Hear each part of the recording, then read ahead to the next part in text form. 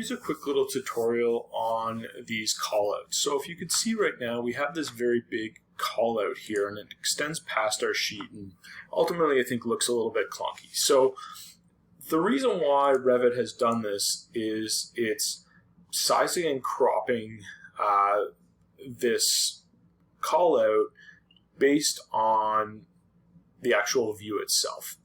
So there's a couple different ways to do this, but I think the best way is ultimately just to hide this callout. So you can see we have this 2 on A202, and it's called first floor callout 1. So let's hide this for a second.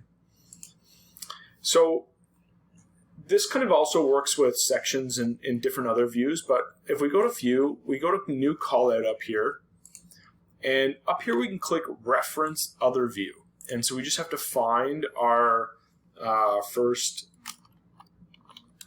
floor callout, the 2 on A202, and now we can place this new callout region that's maybe a little bit smaller here, and it's not necessarily linked to our view. So I'm going to line up this callout so it's kind of in line with there. Maybe just adjust this slightly so it's not necessarily in all of our dimension text. Maybe bring this over a little bit over here.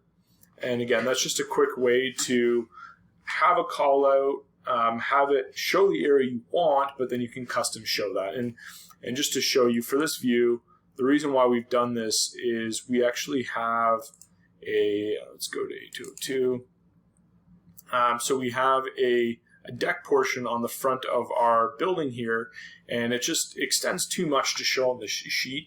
And so what we've done is we've decided to kind of just break off that portion so that we can have the proper information on the drawings to display this. So there's a little tutorial on callouts.